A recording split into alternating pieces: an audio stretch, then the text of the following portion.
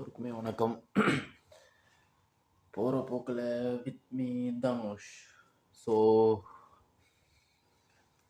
இன்னைக்கு என்ன பார்க்கலாம் அப்படின்னா, நேற்று நைட்டு ஒரு 8:30 சம்திங்கில் நம்ம ரோபோ சங்கர் தவறிட்டார்.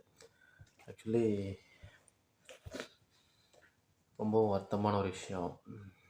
ஏன்னா ரொம்ப கஷ்டப்பட்டு மேலே வந்தவங்கள மேலே வந்து நம்ம எப்படி சொல்கிறது, நம்ம பெருமைப்படக்கூடிய ஒரு ஆட்களில் அவரும் ஒருத்தர். கலைமாமணி விருதெல்லாம் வாங்கியிருக்க ஒரு நல்ல மனிதர். உடல்நலக்குறைவாக சிகிச்சை பலனின்றி நேற்றிரவு 8:30க்கு தவறிட்டார்.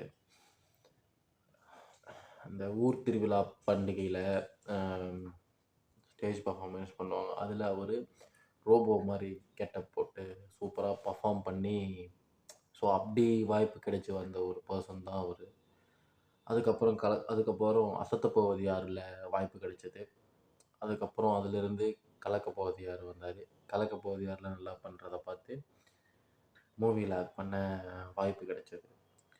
ஸோ இந்த மாதிரி சினிமா மேலே ஆர்வம் கொண்டு படிப்படியாக கிடைச்சி வர பர்சன்ஸை பார்க்குறப்போ ஒரு மாதிரி நமக்கு ஒரு இன்ஸ்பிரேஷனாக இருக்கும். ஏன்னா அந்த அந்த பாயிண்ட் ஆஃப் வியூவில் நம்ம ட்ராவல் பண்ணுறதுனால, ஸோ அந்த ஒரு வேவுமே நமக்கு ஒரு மாதிரி பூஸ்டப்பாக இருக்கும்.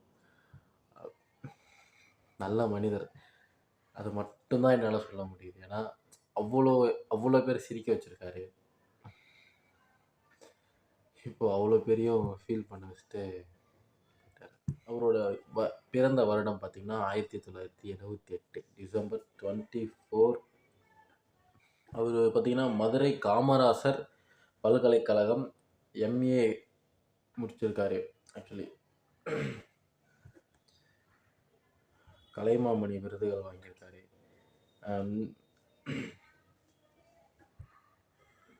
அதான் நான் ஆல்ரெடி சொன்னது தான். இவரோடது ஃபஸ்ட்டு அப்பியரன்ஸுன்னு பார்த்தோன்னா வச்சுக்கோங்க 2007 ஏன்னா 2007 தீபாவளின்னு சொல்லிட்டு ஜெயம் ரவி சாரோட படம் ஒன்று வந்திருக்கும்.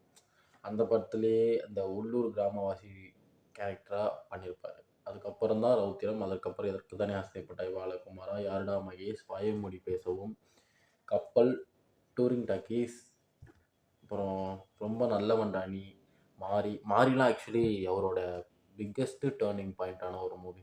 ஏன்னா அந்த சனிக்கிழமை அப்படின்ற அந்த கேரக்டரே சூப்பராக இருக்கும். இவ்வளோ படங்கள் பண்ணியிருக்காரு. இப்போது உடல்நலக்குறைவாக இப்போ நம்ம கூட இல்லை.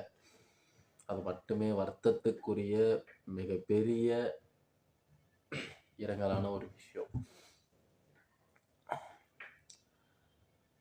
ஏன்னா அவர் லாஸ்ட் டைம் கூட சன் டிவியில் ஒரு ஷோவில் கூட பர்ஃபார்ம் பண்ணிகிட்டு இருந்தார். பர்ஃபார்ம் மீன்ஸ் காமெடி ஷோ, அது குக்கிங் காமெடி ஷோ. ஸோ அதில் நல்லா தான் இருந்தார். அப்போவுமே அதிகமான உடல்நலக்குறைவு காரணமாக தான் ஷோக்குமே வந்துட்டு இருந்தார். கடைசியாக அப்போது எப்படி சொல்கிறது, லாஸ்ட் எபிசோடோ லாஸ்ட் வீக் அண்ட் அதுக்கு முன்னாடி எபிசோடோ சம்திங்கில் தான். ஸோ அவர் அப்போ தான் எலிமினேட் பண்ணாங்க.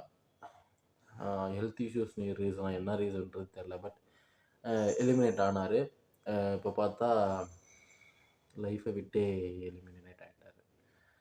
ஸோ அவருக்கு ஆக்சுவலாக இதுக்கு முன்னாடியுமே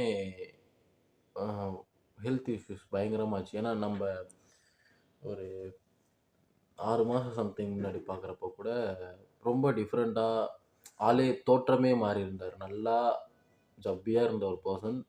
ஆனால் ஒரு நடுவில் இதுக்கு முன்னாடியும் உடம்பு சரியில்லாமல் ஒரு டைம் போனது. ஸோ அப்போ இந்த ரீசன் தான் நினைக்கிறேன். அதுக்கப்புறம் பார்க்குறப்போ ஆள் ரொம்ப ஒரு மாதிரி ரொம்ப ஒல்லி ஆகிட்டார். அந்த டைம் பார்த்தப்போ இவர் தானா அப்படின்ற மாதிரி தான் இருந்தது ஆக்சுவலி அதை பார்க்குறப்போவுமே. ஆனால் இப்போது அந்த ரீசன்ஸ் வச்சே இப்போது ரொம்ப கஷ்டமாக இருக்குது. தேங்க்யூ.